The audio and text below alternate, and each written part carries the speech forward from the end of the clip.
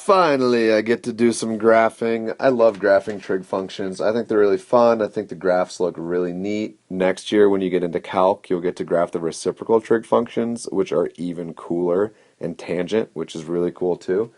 So for 8a, we're given the function negative 3 sine x. So think about all that information we said in the last problem. The first place you want to start with this is I always start by identifying my period. And again, we write that with a capital letter T. So if there's no coefficient in front of your x value right there, normal period is just 2 pi.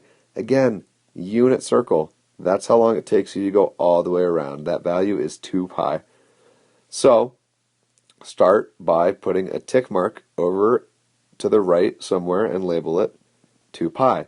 And now let's split this up from 0 to 2 pi into 4 equal increments. So halfway between 0 and 2 pi has to be 1 pi. Halfway between 0 and pi has to be pi over 2. And then each of these tick marks, if I give my third one there, is equally spaced, so you can just count by pi over 2's. So we get pi over 2, 1 pi over 2, 2 pi over 2, 3 pi over 2. So label that. Stop talking to me, groggy, sleepy roommate. I don't remember what I last said. I think I was talking about like, hey, I actually want you to label all this stuff, and if you don't, you're not going to get full credit, because you can draw a graph and it may look right, but I have no way of knowing if you actually know what's going on unless you label it. So label your x-axis and label your y-axis. Okay, so once you've identified your period and you've broken it up into 4 equal pieces, next thing you should do is look at the coefficient in front of your function. It's a negative 3. The 3 bit of that tells me that the amplitude is 3. So that tells me that my maximum value is going to be 3, and my minimum value is going to be negative 3. Now, that negative bit of that tells me that whatever the graph of y equals 3 sine x looks like, positive 3 sine x, this graph is going to be a flipped version of that.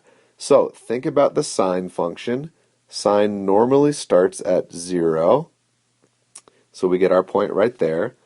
And then again, we're sketching one full period. So one full period, I'm going to end at 2 pi, back where I started, at that same value.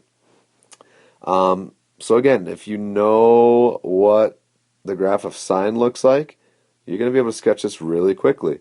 You know you're going to have another 0 directly in the middle.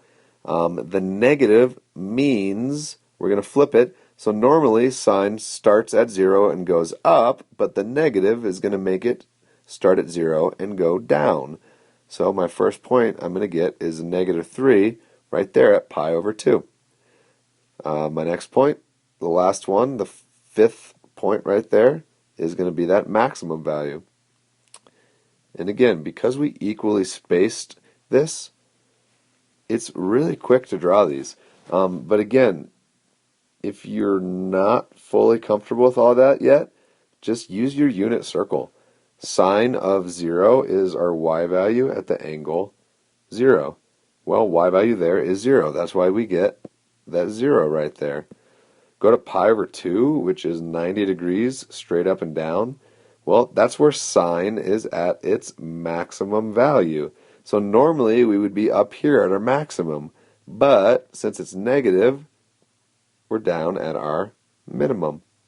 Next one, at pi, well, pi is 1/2 revolution, so we end up over there. Again, sine is y values, so we're at 0. Last one, almost, 3 pi over 2, straight down. Again, that's where sine is normally at its minimum value, but since we have that negative, it's flipping everything, so we get our maximum value. Last one, we end up back where we started at 0. That's why we split it up into four equal increments, because we get either 0, our max, 0, or our min. So that's pretty nice, and we can get a pretty nice looking graph just from that.